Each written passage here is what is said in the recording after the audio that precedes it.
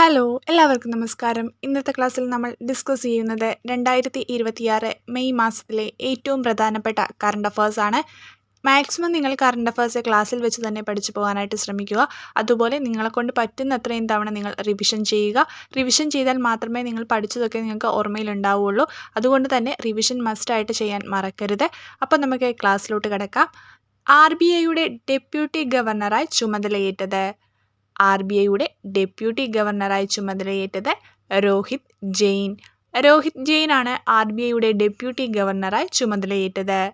പാർലമെന്റിന്റെ public accounts committee ചെയർമാനായി ചുമതലയേറ്റത് പാർലമെന്റിന്റെ പബ്ലിക് അക്കൗണ്ട്സ് കമ്മിറ്റി ചെയർമാനായി ചുമതലയേറ്റത് ആരാണ്?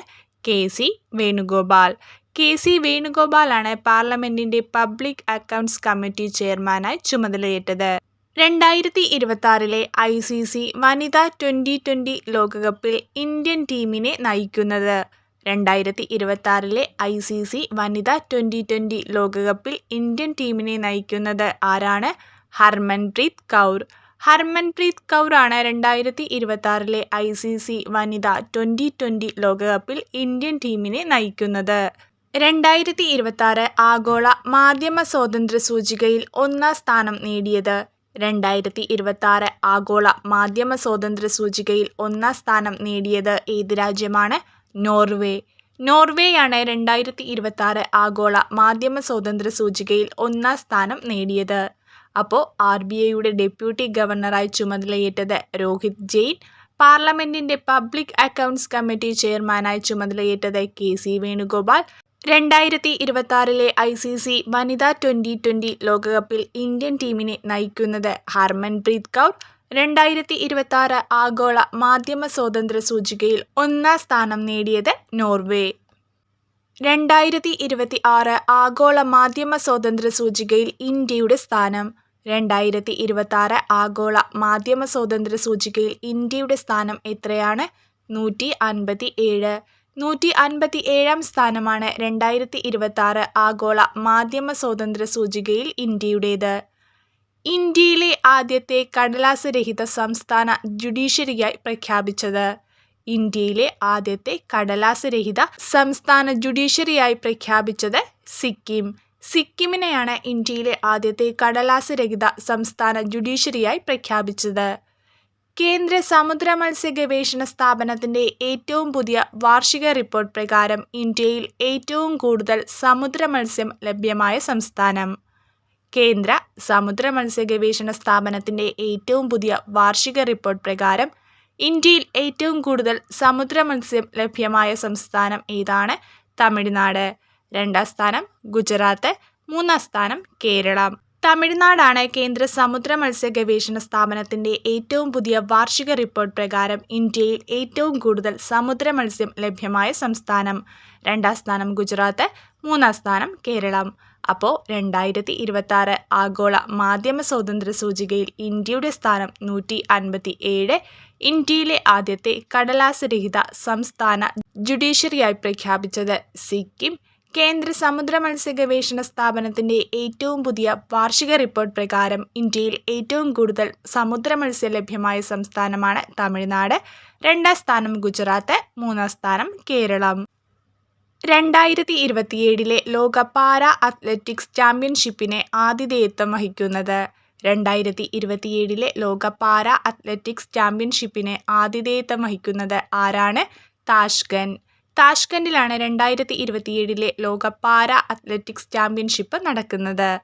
ലോകത്തിലെ ഏറ്റവും വലിയ അണ്ടർ വാട്ടർ ദേശീയ പതാക സ്ഥാപിച്ച് ഗിന്നസ് വേൾഡ് റെക്കോർഡ് സ്വന്തമാക്കിയത്. ലോകത്തിലെ ഏറ്റവും വലിയ അണ്ടർ വാട്ടർ ദേശീയ പതാക സ്ഥാപിച്ച് ഗിന്നസ് വേൾഡ് റെക്കോർഡ് സ്വന്തമാക്കിയത് ആരാണ്? ഇന്ത്യ. ഇന്ത്യയിലെ ആൻഡമാൻ നിക്കോബാറിലെ സ്വരാജ് ദ്വീപിലെ രാധാനഗർ ബീച്ചിലാണ് ചരിത്ര നേട്ടം കുറിച്ചത്. പതാകയ്ക്ക് ഏകദേശം 60 മീറ്റർ നീളവും 40 മീറ്റർ വീതിയുമുണ്ട്. ലോകത്തിലെ ഏറ്റവും വലിയ അണ്ടർ വാട്ടർ ദേശീയ പതാക സ്ഥാപിച്ചത് ഇന്ത്യയിലാണ്. ഇന്ത്യയിലെ ആൻഡമാൻ നിക്കോബാറിലെ സ്വരാജ് ദ്വീപിലെ രാധാനഗർ ബീച്ചിലാണ് ചരിത്ര നേട്ടം കുറിച്ചത്. പതാകയ്ക്ക് ഏകദേശം 60 മീറ്റർ നീളവും 40 മീറ്റർ വീതിയുമുണ്ട്. അപ്പോൾ 2027 ലോക പാരാ അത്ലറ്റിക്സ് ചാമ്പ്യൻഷിപ്പിന് ആതിഥേയത്വം വഹിക്കുന്നത് താഷ്കന്റ്. ലോകത്തിലെ ഏറ്റവും വലിയ അണ്ടർ വാട്ടർ ദേശീയ പതാക സ്ഥാപിച്ച് ഗിന്നസ് വേൾഡ് റെക്കോർഡ് സ്വന്തമാക്കിയത് ഇന്ത്യയിലെ ആൻഡമാൻ നിക്കോബാറിലെ സ്വരാജ് ദ്വീപിലെ രാധാനഗർ ബീച്ചിലാണ് ചരിത്ര നേട്ടം കുറിച്ചത്. പതാകയ്ക്ക് ഏകദേശം 60 മീറ്റർ നീളവും 40 മീറ്റർ വീതിയുമുണ്ട്. ഇന്ത്യയിൽ ഇലക്ട്രിക് ട്രെയിൻ സർവീസ് ആരംഭിച്ചതിന്റെ 100-ാം വാർഷികത്തോടനുബന്ധിച്ച് വന്ദേ ഭാരത് ട്രെയിനിന്റെ ചിത്രം ആലേഖനം ചെയ്ത എത്ര രൂപയുടെ വെള്ളി നാണയമാണ് പുറത്തിറക്കിയത്?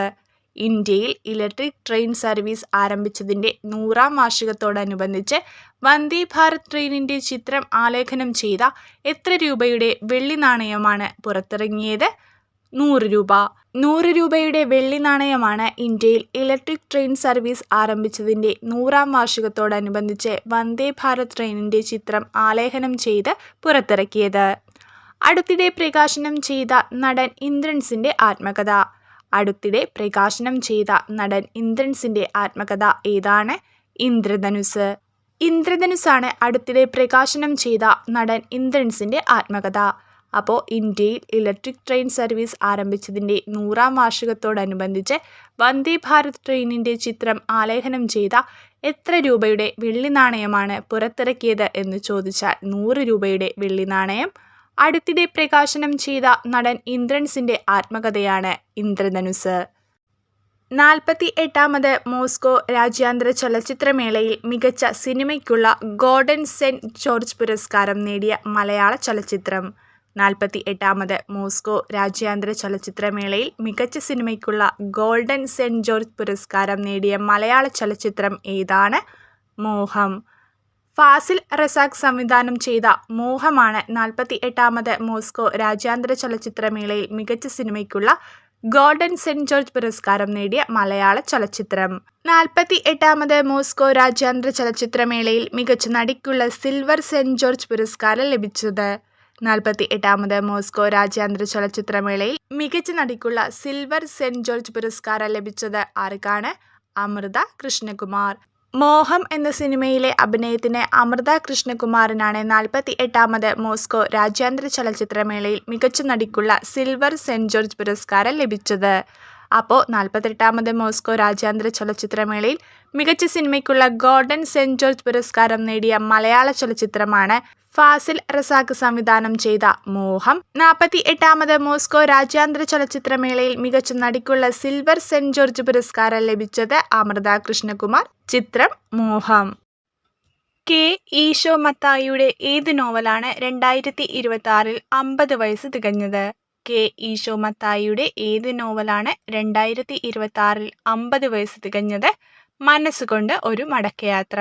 മനസ്സുകൊണ്ട് ഒരു മടക്കയാത്ര എന്ന കെ. ഈശോ മത്തായിയുടെ നോവലാണ് 2026-ൽ 50 വയസ്സ് തികഞ്ഞത്. എസ്. കെ. പൊറ്റക്കാടിന്റെ ഏത് ചെറുകഥയാണ് 2026-ൽ 80 വയസ്സ് തികഞ്ഞത്? എസ്. കെ. പൊറ്റക്കാടിന്റെ ഏത് ചെറുകഥയാണ് 2026-ൽ 80 വയസ്സ് തികഞ്ഞത്? ചന്ദ്രകാന്തം. ചന്ദ്രകാന്തം എന്ന എസ്. കെ. പൊറ്റക്കാടിന്റെ ചെറുകഥയാണ് 2026-ൽ 80 വയസ്സ് പൂർത്തിയായത്. അപ്പോൾ കെ. ഈശോ മത്തായിയുടെ മനസ്സുകൊണ്ടൊരു മടക്കയാത്ര എന്ന നോവലാണ് 2026-ൽ 50 വയസ്സ് തികഞ്ഞത്. എസ്. കെ. പൊറ്റക്കാടിന്റെ ചന്ദ്രകാന്തം എന്ന ചെറുകഥയാണ് 2026-ൽ 80 വയസ്സ് തികഞ്ഞത്.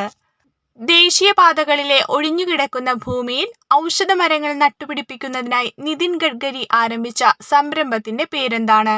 ദേശീയപാതകളിലെ ഒഴിഞ്ഞുകിടക്കുന്ന ഭൂമിയിൽ ഔഷധമരങ്ങൾ നട്ടുപിടിപ്പിക്കുന്നതിനായി നിതിൻ ഗഡ്കരി ആരംഭിച്ച സംരംഭത്തിന്റെ പേര് എന്താണ്? ആരോഗ്യവാൻ.